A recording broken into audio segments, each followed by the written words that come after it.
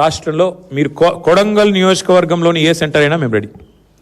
ఎక్కడన్నా కూడా మీరు చెప్పినట్టు 80% కొనుగోలు జరిగినాయని మీరు రుజువు చేస్తే ఏ శిక్షకైనా మేము సిద్ధం ముఖ్యమంత్రి గారని నేను విజ్ఞప్తి చేస్తా ఉన్నాను. దయచేసి భేషజానికి పోకండి. అనవసరంగా ఏదో డైలాగులతో పెద్ద పెద్ద మాటలతో, ఇంకా ఎలక్షన్లు చాలా దూరం ఉన్నాయి, ఇంకా 2.5 ఏళ్ళు ఉంది. ఇప్పటి నుంచే ఎందుకు ప్రతిదానికి రాజకీయం? దయచేసి భేషజానికి పోకుండా, అహంభావానికి పోకుండా, మేము చెప్తున్నాం కదా వీళ్ళే వాళ్ళు చెప్పడానికని అనవసరపు దీనికి పోకుండా, బ్రోకర్ల పాలవుతున్న ధాన్యాన్ని మధ్య దళారులు ఏదైతే ఇవాళ గవర్నమెంట్ కొంటలేదు కాబట్టి దళారులకు అమ్ముకునే దుస్థితి ఏదైతే రైతులకు వచ్చిందో దీని నుంచి నివారించండి. మా శ్రీనివాస్ గౌడ్ గారు గుర్తు చేస్తూ ఉన్నారు, బోనస్ ఎగ్గొట్టిండు అని. బోనస్ కాదు, ఈ ప్రభుత్వమే పెద్ద బోగస్. ఈ ప్రభుత్వమే పెద్ద బోగసు. అలా రైతు డిక్లరేషన్ అంత పెద్ద బోగస్ ఇంకోటి లేనేలేదు. 34 హామీలు ఇచ్చారు రైతు డిక్లరేషన్లో. ఒక్కటన్నా అమలైందా ఈ రాష్ట్రంలో? 4 ఏళ్ల కిందట రాహుల్ గాంధీ గారు వచ్చి వరంగల్లో మీటింగ్ పెడితే అదే రోజు మళ్ళీ మేము మొన్న పెట్టాం రైతు సంగ్రామ సదస్సు అని వరంగల్లో పెట్టినాం. ఆ రోజు అడిగాను నేను, ఎంతసేపు ముఖ్యమంత్రిని తిట్టిండి. నేను ముఖ్యమంత్రిని తిట్టలే. రైతు బంధు వేయకుండా ఉండేందుకు మేము ఏమైనా దివానగాళ్ళమా అన్నాడు ముఖ్యమంత్రి. నేను అదే గుర్తు చేసిన. ఇప్పుడు ఏని దివానగాడేవాడని నేను అడిగిన. నేను ముఖ్యమంత్రి గారు నేనేం తిట్టలే. కేవలం ఆనాడు మేమేమైనా దివానగాళ్ళమా, మాకేమైనా దిమాక్ లేదా అన్నాడు. నేను గదే చెప్పిన. మరి దివానగాళ్ళు ఎవరు, దిమాక్ లేని వాళ్ళు ఎవరు అని అడిగిన.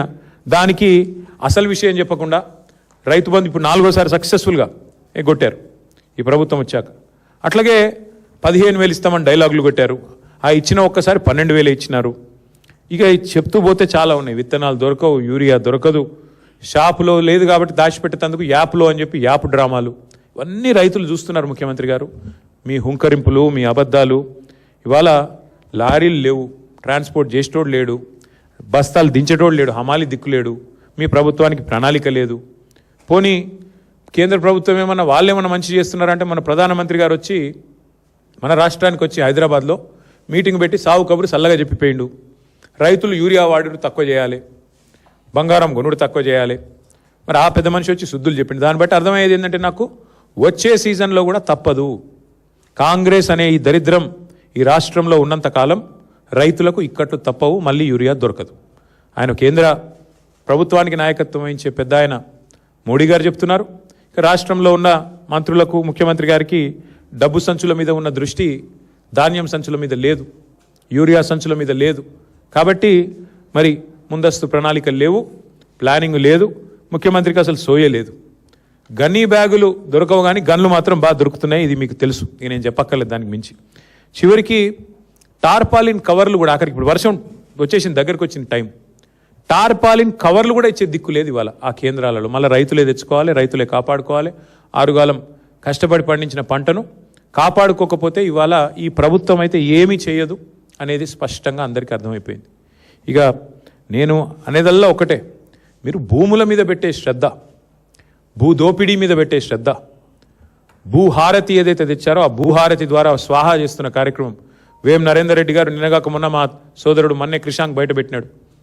ఎట్లా కే సముద్రం మండలంలో అసైన్డ్ పట్టాలను రాయించుకున్నాడు, భూహారతి ద్వారా ఎట్లా స్వాహా చేసినాడు మా సోదరుడు బయటపెట్టాడు. నిన్న శంషాబాద్లో ఎంఆర్ఓ గారి కార్యాలయం మీద ఏసీబీ రైడ్ అయితే అక్కడ కూడా జరిగిన భూదోపిడి.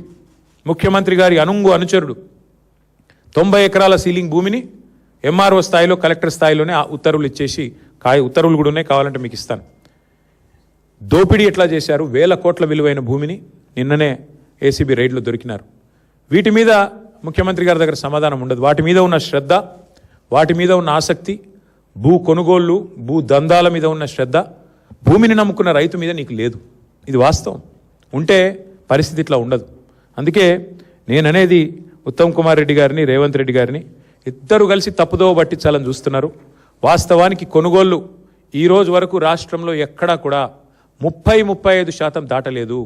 చివరికి రైతులు విసిగి వేసారిపోయి ప్రైవేట్లు అమ్ముకోవాలన్నదే మీ కుట్ర, మీ ఉద్దేశం అదే స్పష్టంగా మాకు కనబడుతున్నది. మొత్తం కలిపి 1,51,00,000 మెట్రిక్ టన్నులు పండింది ఈరోజు రాష్ట్రంలో. మీరు కొన్నదెంత అండి ఇప్పటివరకు? లెక్కలు బయట పెట్టండి. ఎందుకు అబద్ధాలు చెప్తారు తెల్లారి లేస్తే? మేము తిరిగి చూస్తూ ఉన్నాం, మేమేం ఊరికే చెప్పట్లేదు. మేము మళ్ళీ డిమాండ్ చేస్తూ ఉన్నా. రేపు క్యాబినెట్ మీటింగ్ ఉన్నది, ముఖ్యమంత్రి గారిని నేను డిమాండ్ చేస్తూ ఉన్నా. ఈ 10 మంది రైతులే కాదు, ఈ ప్రభుత్వం వచ్చినాక 1000 మంది రైతులు చనిపోయారు ఇప్పటి వరకు. తప్పకుండా వారందరికీ కూడా 25 లక్షల రూపాయల చొప్పున చెల్లించాలని చెప్పి కూడా ఎక్స్గ్రేషియా మేము డిమాండ్ చేస్తూ ఉన్నాం.